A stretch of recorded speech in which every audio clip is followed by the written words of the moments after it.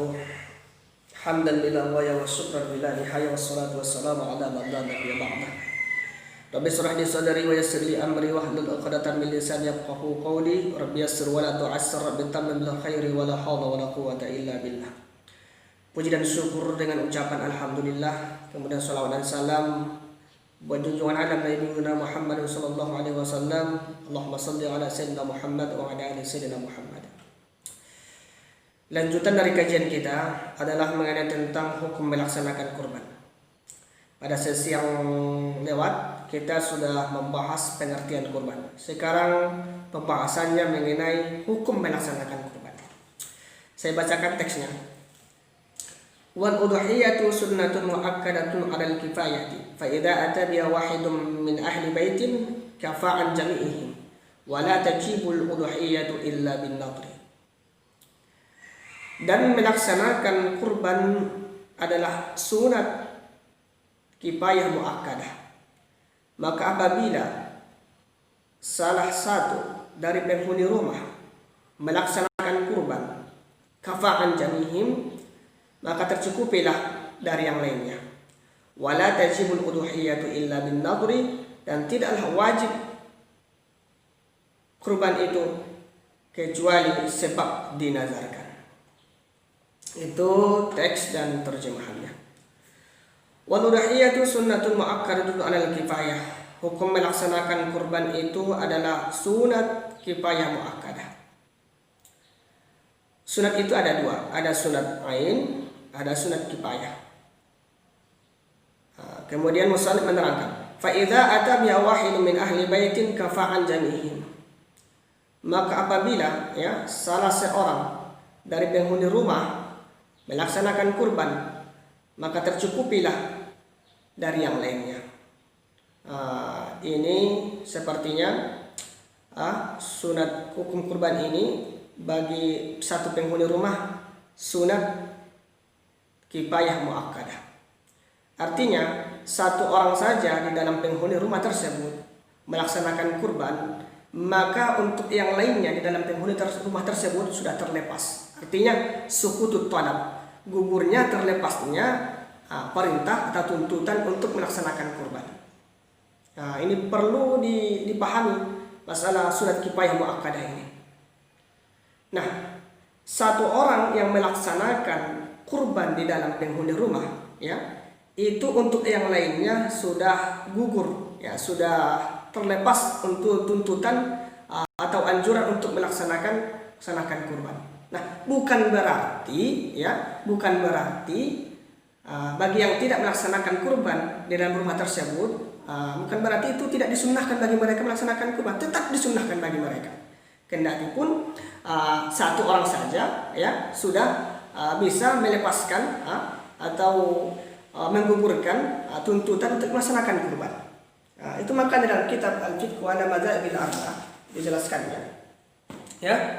Kendati pun dalam satu rumah satu orang saja melaksanakannya di dalam penghuni rumah tersebut bisa menggugurkan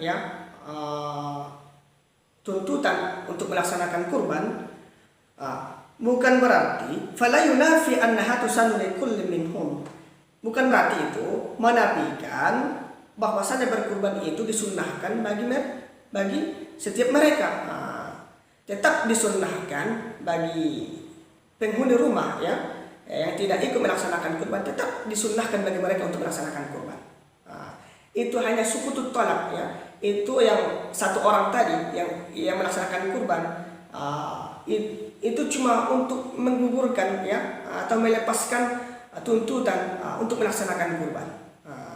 Jadi kalau di dalam penghuni rumah tersebut orang yang mapan, orang-orang yang punya duit, punya kemampuan untuk berkurban, jangan hanya dicukupkan satu orang saja, tapi kalau bisa kita semua berkurban kalau mampu. Itulah perlunya memahami sunat kifayah muakkadah di sini. Kemudian untuk mendekatkan pemahaman kita, kita bandingkan sunat kifayah dengan fardu kifayah. Contoh fardu kifayah, kita buatlah contohnya di dalam pengurusan jenazah. Di suatu lembah ada satu kampung, kampung tersebut penduduknya ada 51 orang. Satu orang meninggal dunia.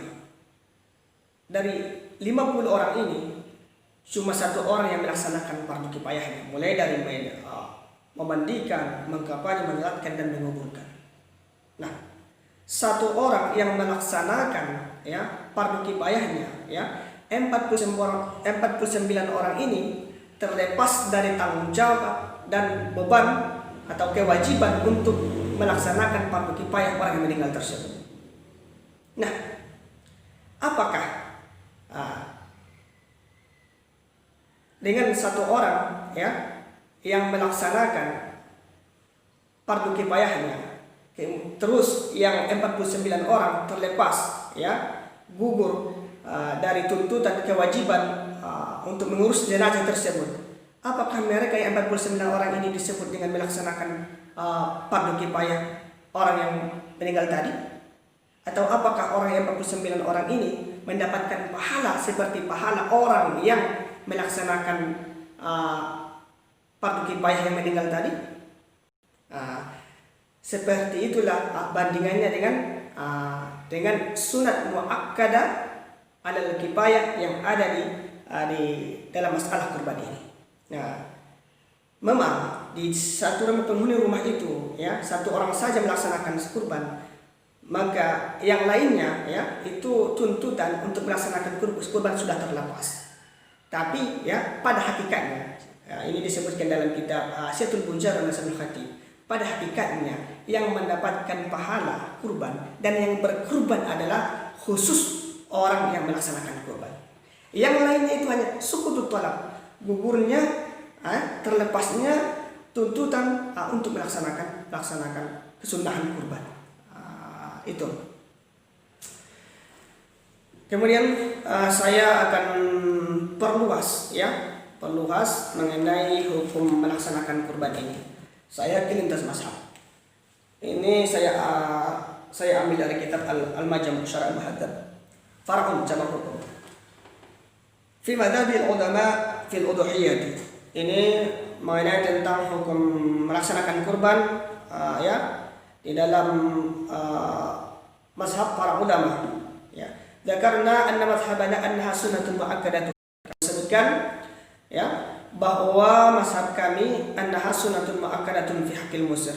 Melaksanakan kurban itu adalah sunat muakkadah untuk orang yang mampu. Wala tajibu alaihi, dan tidaklah wajib melaksanakan kurban atas orang yang mampu.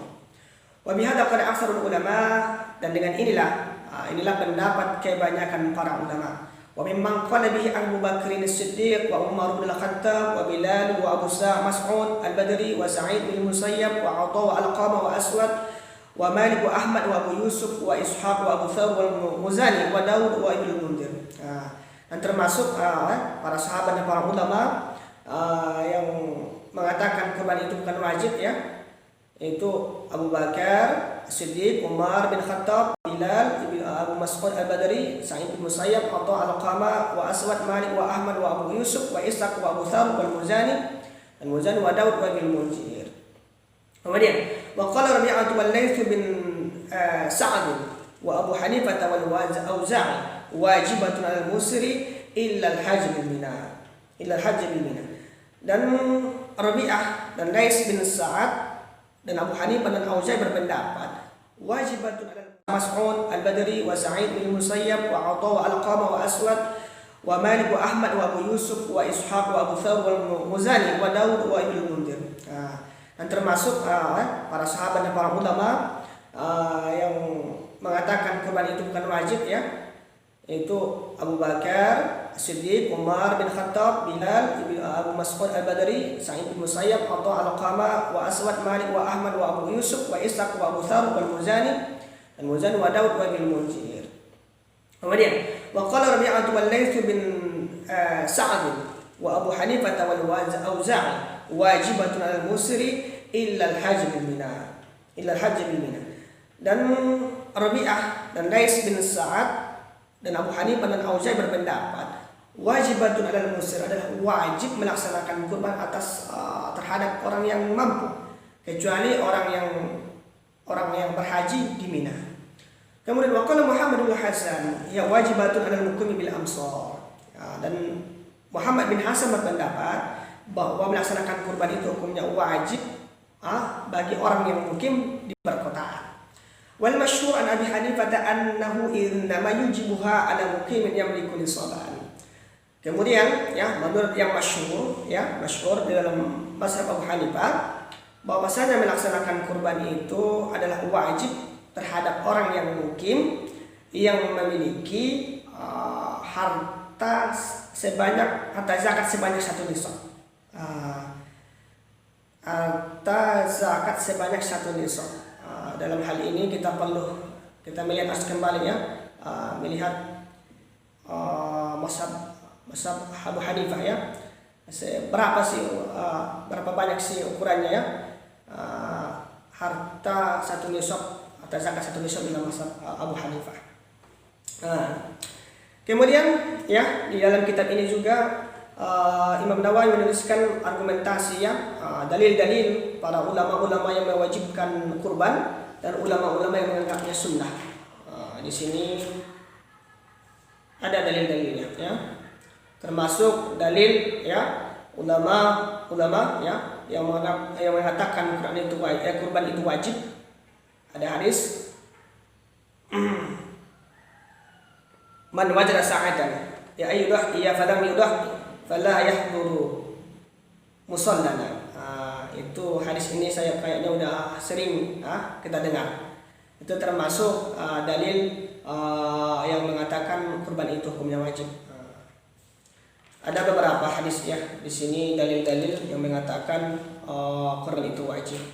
Kemudian ya dalil yang mengatakan kurban itu sunnah ya ini dari mazhab Syafi'i ya. Wa tajaz Syafi'i wal ashabu bi hadits Ummi Salamah radhiyallahu anhuma qala qala Rasulullah sallallahu idza dakhalatil 'asr wa arada ahadukum an yudhiya falyamussa min sya'rihi syai'an.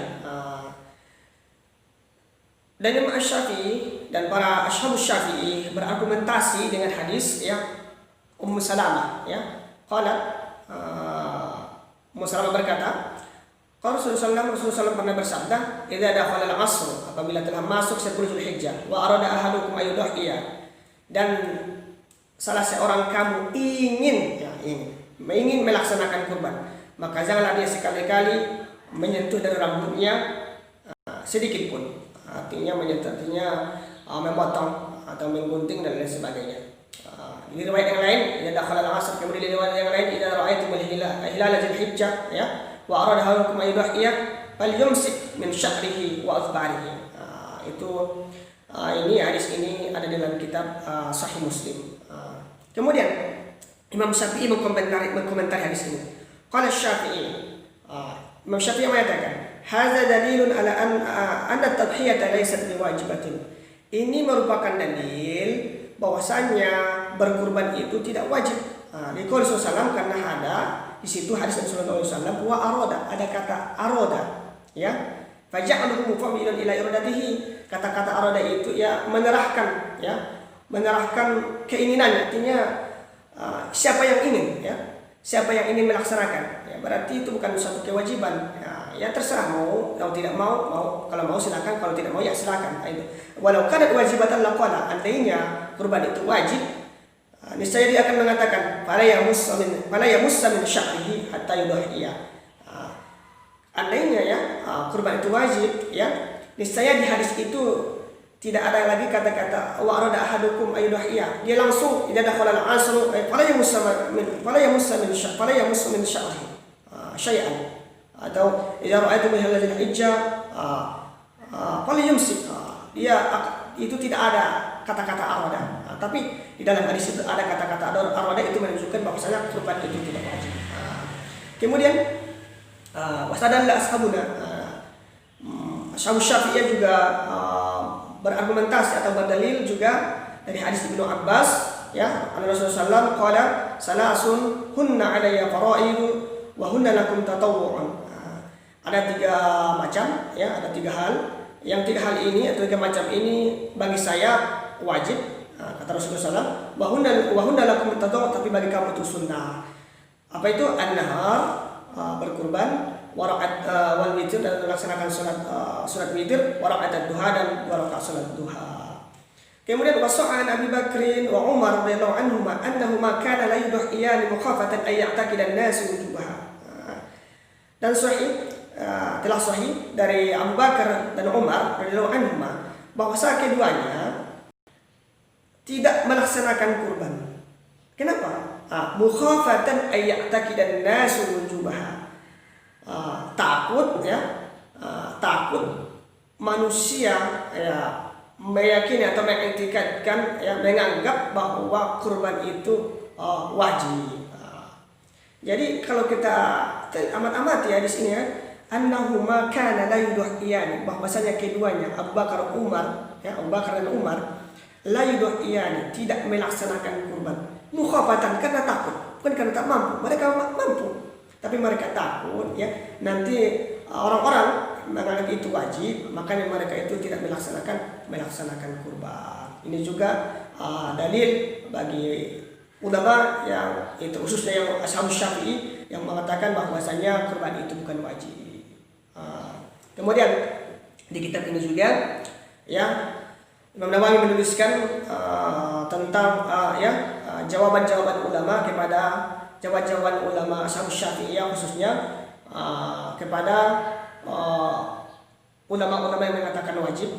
Wa amal jawabu an dalailihim, adapun jawaban terhadap dalil-dalil mereka yang mengatakan kurban itu wajib, fama kana minha dha'ifan la hujjata fi. Hadis yang mereka kemukakan sebagai dalil mengatakan kurban itu wajib adalah minha dha'ifan, ada dhaif, ada hadis dhaif, la hujjata fi, tidak bisa dijadikan sebagai argumentasi.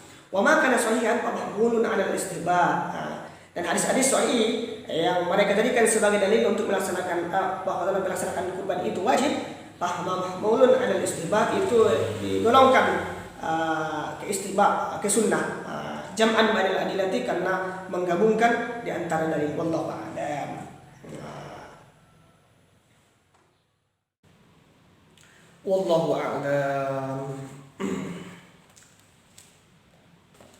Wala tajibul udhiyatu illa bin nadri, dan tidaklah bisa wajib udhiyah, kurban itu, kecuali sebab nazar.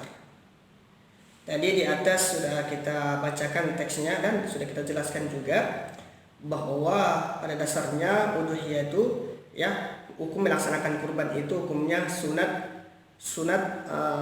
muakkadah atau sunat kifayah muakkadah. Jadi dari sunat muakkadah atau sunat kifayah muakkadah bisa menjadi wajib jika dinazarkan. Contoh lillahi ala an udhiya bihajihi ay as-sad. Demi Allah, saya akan berkurban dengan kambing ini. Maka kambing tersebut menjadi kurban yang wajib. Itu secara hakikat sudah menjadi nazar. Maka kurban tersebut menjadi kurban yang wajib. Atau secara hukum, contoh ja'altu hajihi udhiyatan, aku jadikan ini kambing sebagai udhiyah, sebagai kurban. Karena dengan kata ja'altu itu sudah dikategorikan menjadi nazar, maka kambing tersebut menjadi kurban yang wajib. Bal mata qala hadhihi udhiyatun surat wajibatan wa in jahula dzalika. Kata dari sini bahkan bila mana dia mengatakan ini udhiyah sebagai kurban surat wajibatan, maka itu kambing tersebut atau udhiyah tersebut menjadi kurban yang wajib. Oleh karena itu maka kita harus hati-hati betul dalam masalah ini. Kemudian ada saya lihat di dalam kitab Al-Buzairah min Al-Syarh Al-Khatib aw ma kulli hiqabihi ka yashtari syatan wa yaqul hadhihi udhiyah fa innaha tajibu bi mujarrad hadha al-lafz wa yahrumu alayhi wa lam taljamatu naqatuhu ayata'atu syai'an minha.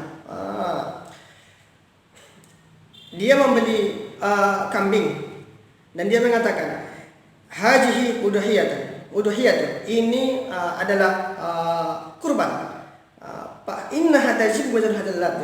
Maka dengan ucapan itu ya, dengan lafaz hajihi udhiyah itu sudah menjadi kurban yang wajib. Wa yahrumu alaihi wa alaman taljamatu nafqatuhu ayata'atu syai'an minha. Kalau jika sudah menjadi kurban yang wajib, maka konsekuensinya maka dia haram untuk memakannya, ya, tidak boleh memakannya, dan begitu juga pak keluarganya yang wajib dinafkahinya itu tidak boleh memakan kurban tersebut karena sudah menjadi wajib. Begitu juga ada di sini yang agak menarik.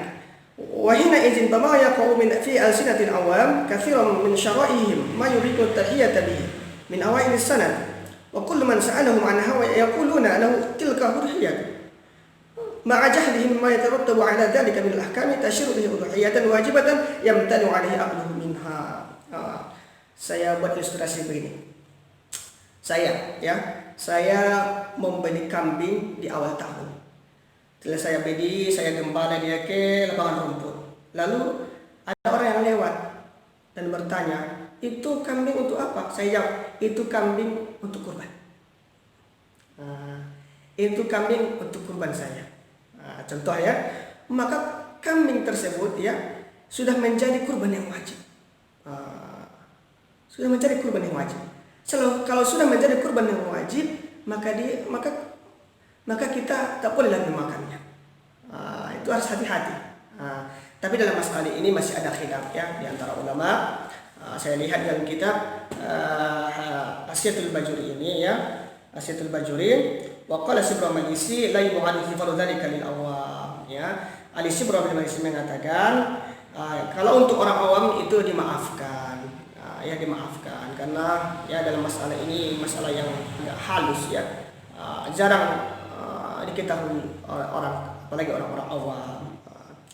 Namun walaupun demikian di dalam kitab Asyatul Bajuri dalam kitab Asyatul Bajuri Masalah Khatib memberikan solusi ya. Tadi kan saya membeli kambing, saya gembala dia di lapangan rumput, lalu orang bertanya, itu kambing untuk apa? Jadi sini memberikan solusinya, jawabannya adhi natbauha wa naquluha fil 'ain. Ini kambing kami sembelih nanti kambing ini dan kami makan nanti di hari raya. Kalau seperti ini jawabannya itu tidak menjadi kurban yang wajib. Maka kambing tersebut tidak menjadi kurban yang wajib. Jadi itu solusi yang ada di dalam kitab Asyatul Bajuri ala Sa'il Khatib. Kemudian kajian kita selanjutnya yaitu mengenai tentang binatang kurban. Insyaallah sesi berikutnya nanti kita akan melanjutkan ke binatang kurban. Itu saja. Assalamualaikum warahmatullahi wabarakatuh.